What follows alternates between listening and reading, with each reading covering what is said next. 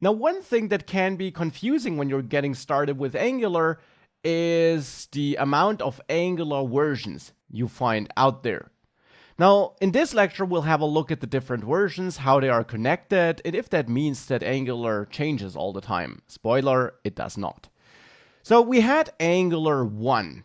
It was released a couple of years ago, and Angular 1 was a big new thing back then. Now, this course is not about Angular 1 though, because whilst it was the big new thing, it also had some issues that could lead to worse performance and bigger applications and so on.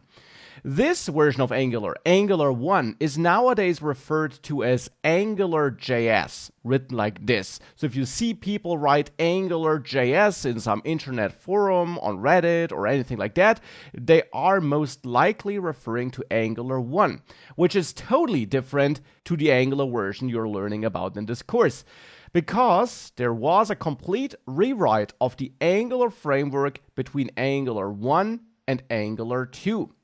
Angular 2 was released in 2016 and it was rewritten from the ground up. It works totally different than Angular 1 to fix all the issues Angular 1 had.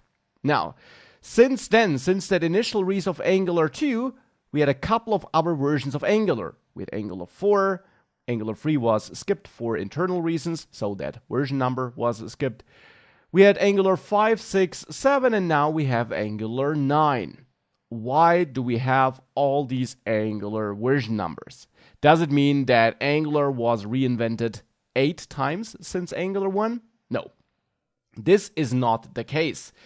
Instead, since the release of Angular 2, the Angular team simply adheres to a versioning scheme where a new version of Angular is released every 6 months. Now, that new version, however, is not a complete rewrite. It does not change everything. Indeed, most updates change almost nothing, only some behind-the-scenes stuff, or add some new features without breaking existing features. Indeed, Angular 9 is pretty much the same as Angular 2.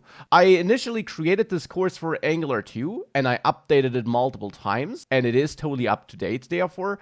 But when we have a look at the core syntax, at the philosophy and so on, nothing changed since Angular 2. Indeed, if you learned Angular 2 in 2016 and you then slept for 3 years, you can still use the exact same syntax. Some minor things changed, and I updated the course over the time to reflect that, but overall it's the same framework. We have small, incremental, backwards compatible changes between these versions.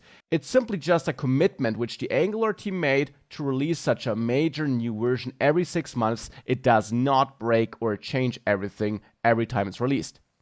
And therefore we have AngularJS, this version 1 thing, which is totally different.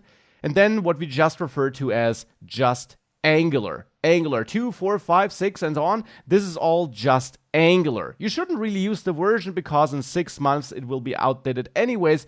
Instead, it's just Angular. And this course is just about Angular because, as I said, Angular 9 is basically the same as Angular 2. And Angular 10 will be the same as well. We just will see small improvements over time. That's the idea behind these versions.